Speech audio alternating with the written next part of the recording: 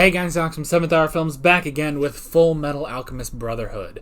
Last time around we had the Oath in the Tunnel, where basically Roy got some information on Selim Bradley from Madame Christmas, and then they both escaped as the I guess the MPs realized that Madame Christmas actually meant Chris Mustang, his foster mother. So yeah, they went their separate ways after her place exploded, and Roy met up with his troop, his gang, and they made an oath to keep going, to go until their mission is done, which was to completely save the country.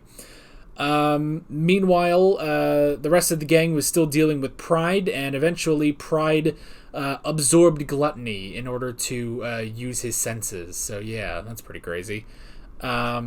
And also he's ready to fight Hohenheim again. Well, I'm ready for Hohenheim to kick the crap out of him. Anyway, and yeah, that was pretty much it. Also, somebody clarified that the scene with Grumman, where he's like thinking about taking over from Roy, that actually I was mistaken in that. Is that's what Miles was thinking Grumman was thinking, but that's not actually Grumman's thoughts. So yeah. So it was a little difficult. It was a little difficult to understand that, but now I do. Thank you for clarifying that. Anywho, like always, the reaction is down in the description and in the pinned comment for your viewing pleasure. So let's go ahead and jump right into this episode of Fullmetal Alchemist Brotherhood. Here we go. I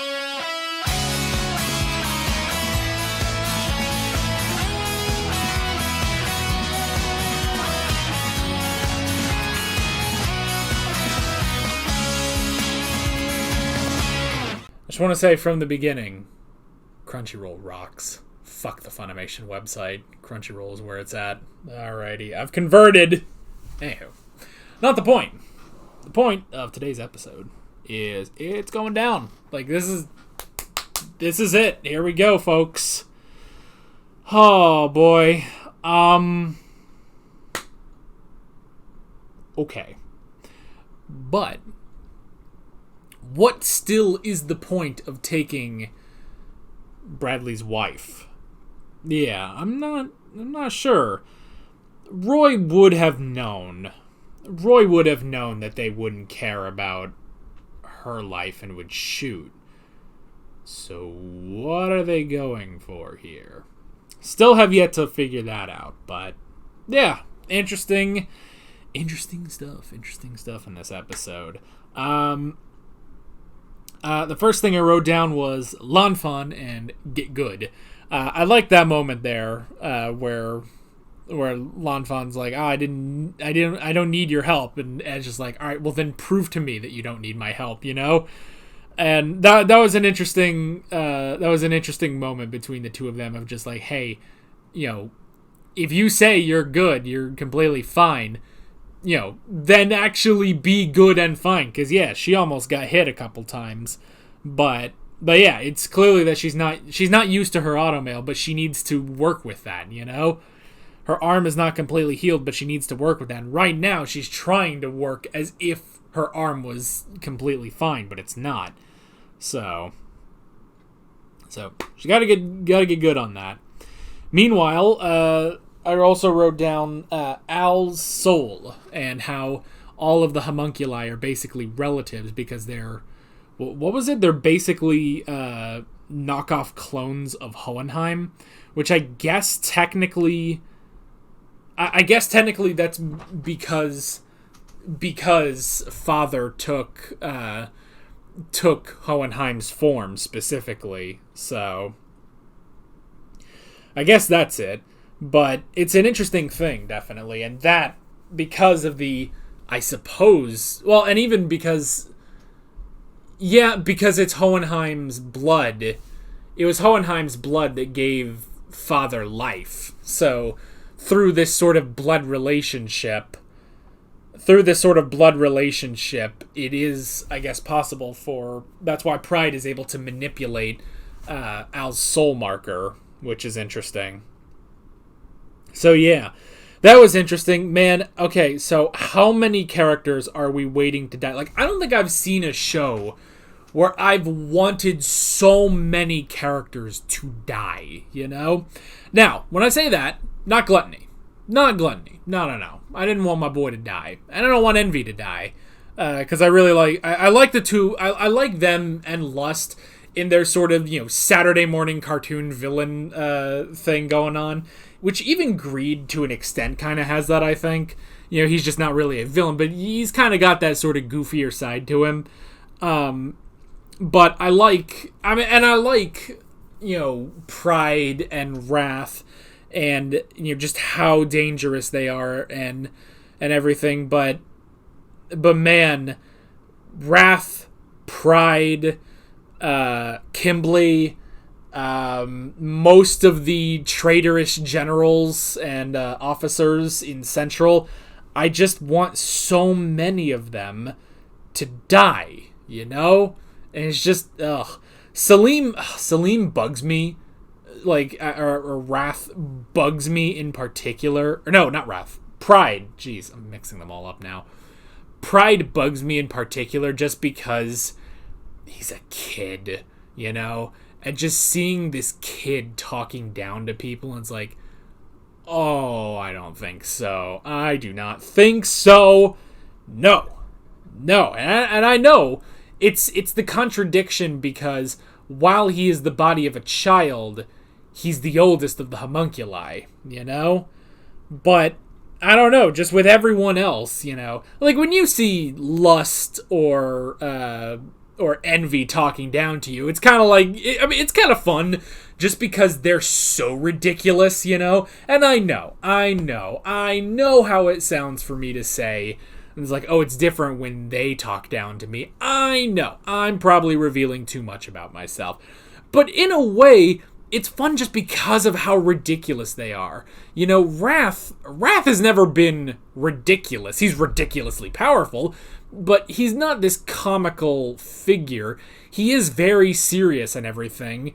But at this point, it's just like, I just want him to just fucking die already. Why don't you just fucking die already? And then, to add on this friggin'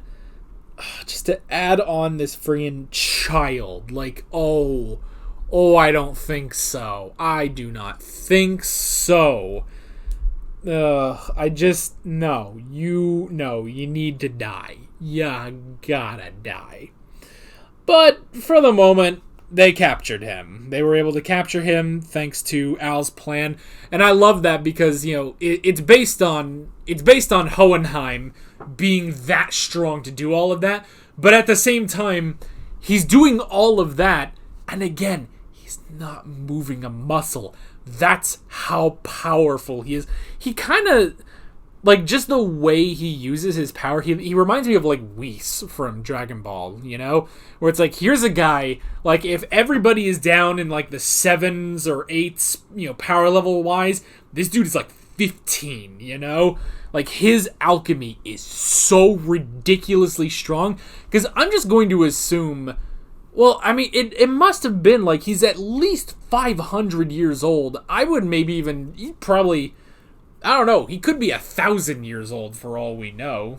How long ago was the massacre at Xerxes, the destruction of Xerxes, So, I don't know, but it's just sort of an interesting thing. But yeah, because of that, it's the same thing of, like, I'm going to make a JoJo reference, actually. When they show Cars in part 2, when he achieves his whole thing and he's able to use Hamon, and his Hamon is so potent because of how strong he is. And it's like, yes, in a sense, I would imagine a Hamon user could get to that point, but it would take a very, very long time. And I think that's kind of where we are with Hohenheim, where, Father is an incredible alchemist because he's also a homunculus, but Hohenheim, he has lived so long. He's like Yoda, He's like Yoda, and I want him and friggin' Father to fight, in a sort of Yoda versus Palpatine, even though I also want Ed and Al to fight Father, Oh boy. But they captured Pride, and so they're just going to keep him in that sphere until the promised day ends. And yeah, if you also keep Alan there, then there goes one of your sacrifices, you know? And we did have the whole thing of, oh, well, this plan, it could fall apart if we just decided to leave. And it's like, oh, but we knew that you would never leave because you're selfless, like Wrath's wife, And it's like, well, I mean, yeah, but you still gotta think about that. And also because, okay, Ed and Al, sure. Hohenheim I would be iffy on. Roy, okay, sure. But your last... Because if it's that they're going to use Roy as one of the sacrifices, okay.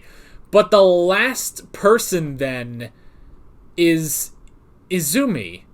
And, I mean, I guess she would stick around. I don't know. It's like, even though I get what they're going for, hinging your plan on that is kind of risky, But whatever.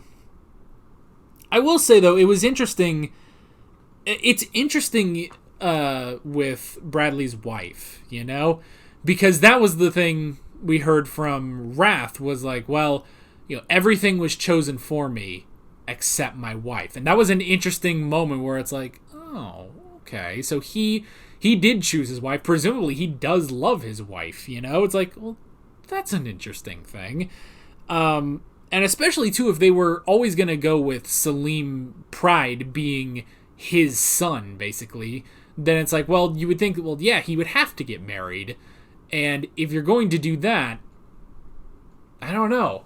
Granted, because of the whole thing of like, oh, well, he was adopted until suddenly he wasn't adopted by Bradley, when they retconned that weirdly, then it's like, well, that raises the question of who would Salim's mother really have been, But I guess nobody would look into that, But yeah, but it's interesting to hear that, and then to hear Pride say that he actually enjoyed having a mother, He's had a father for so many years, but she actually let him experience what it was like having a mother, and he actually enjoyed it. And it's like, that's interesting.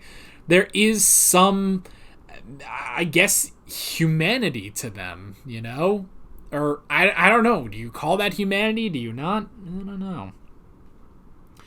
But yeah, so that was an interesting thing. Then we also had Greed heading off to Central because he's going to try to take on Sloth and Pops, which is interesting. So yeah, and I guess this also means that Gluttony is the second homunculus to die, because he mentioned Lust is dead, Gluttony is eaten, Envy's gone, Pride is captured, and Wrath is in the east. So yeah. Anyway, so there was that, and yeah, the day has begun. This is it. And I like how I actually forgot about the solar eclipse and everything. So yeah, but I like seeing Denny again. That was really nice, especially because it's been so long since we left Maria, But it was nice to see Denny again.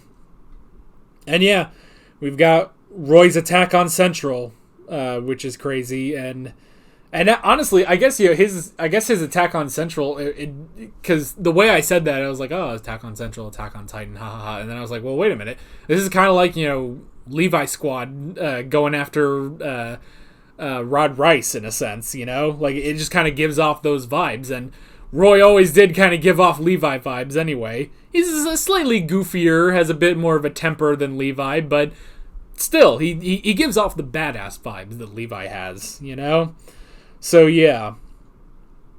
But their orders are to take Roy alive. But you would have to think he would know about that he would suspect that they only need him alive. Or at the very least that she would be expendable. So I'm still just very curious. I'm still very curious what the plan is with that, But we'll have to see.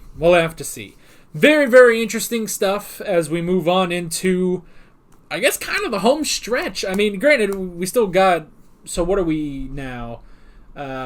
50, 51, 52, 53, plus, so 15, I would say. We've got about 15 episodes left, so Still going to be a little bit, but yeah.